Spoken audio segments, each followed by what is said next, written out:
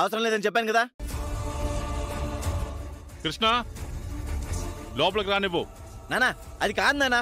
రేయ్ నా మాట వినరా, లోపల తీసుకురా. రా.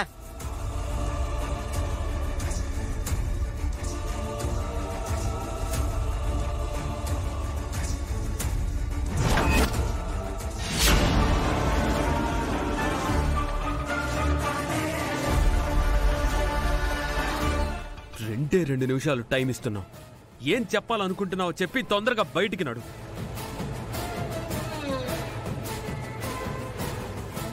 అలా వెళ్ళలేదంటే దీన్ని చంపి నేను జైలుకి వెళ్ళడానికి కూడా సిద్ధమే.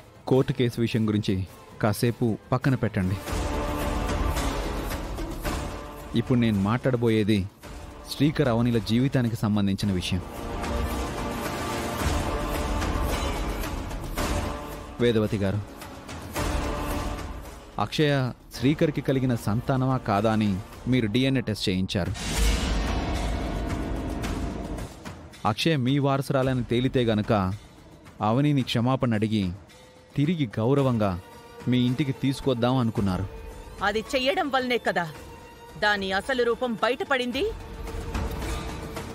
ఆ రోజు మీ దగ్గరికి చేరిన DNA రిపోర్ట్ మార్చబడింది.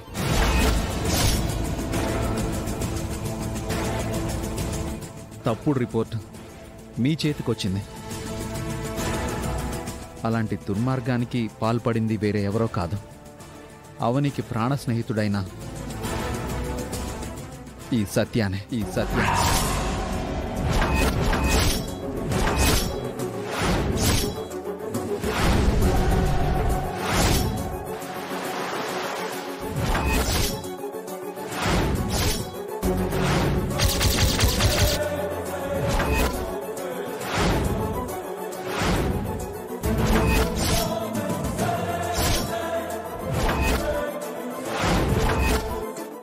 అవునండి, ఆ సమయంలో నేను ఏదో ఆలోచించి అలాంటి పాపానికి సిద్ధపడ్డాను.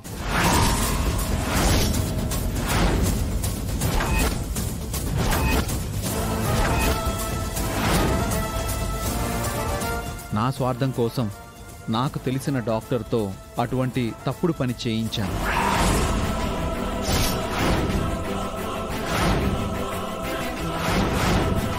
దానివల్లనే అవని జీవితం మరింత నరకం అయిపోయింది.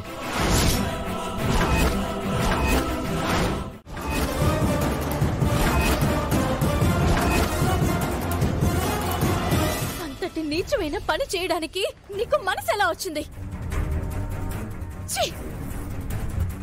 నీ మొహం చూడాలంటేనే అసహ్యం కలుగుతుంది. దుర్మార్గుడా, స్నేహం అనే ముసుగు వేసుకుని నా జీవితం నాశనం చేశావు.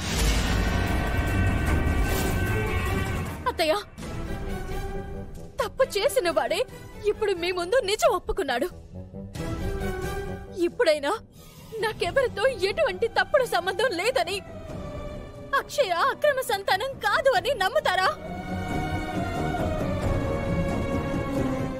స్వార్థపరుడు ఈ అవకాశవాది చేసిన పనికి అన్యాయంగా నేను బలైపోయాను.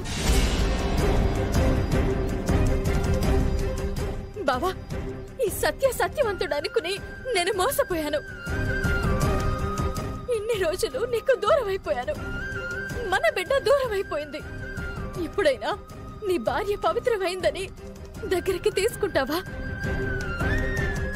దేవుడా, నా కళ్ళ ముందు ఏం జరుగుతుంది అసలు? అవనికి అన్ని ఫేవర్ గా మారిపోతున్నాయేంటి? DNA రిపోర్ట్స్ ఎలా మారిపోయాయో ఇప్పటి క్లారిటీ వచ్చింది. ఇప్పుడు అమ్మ నిర్ణయం ఎలా ఉంటుందో. పెద్దావిడ గారు, మీ కోడలు ఎటువంటిదో అందరి సమక్షంలోనే తెలిసిపోయింది కదా. ఇక మీ కోడల్ని స్వీకరించండి, మీ గుండెలకు హత్తుకోండి. అవని గారు ఎంతో సంతోషపడిపోతారు.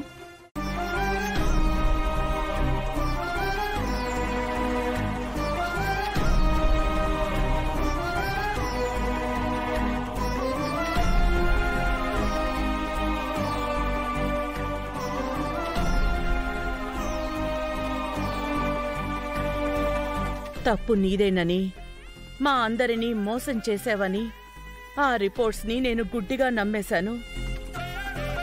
నిర్దాక్షిణ్యంగా నిన్ను అక్షయ్ను బయటికి గెంటేశాను. ఇప్పుడు నా తప్పు తెలుసుకున్నాను.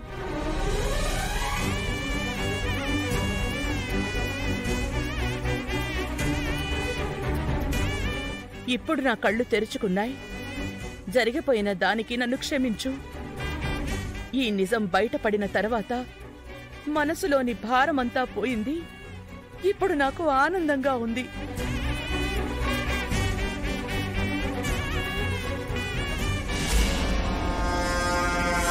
అని అంటాననుకున్నావే?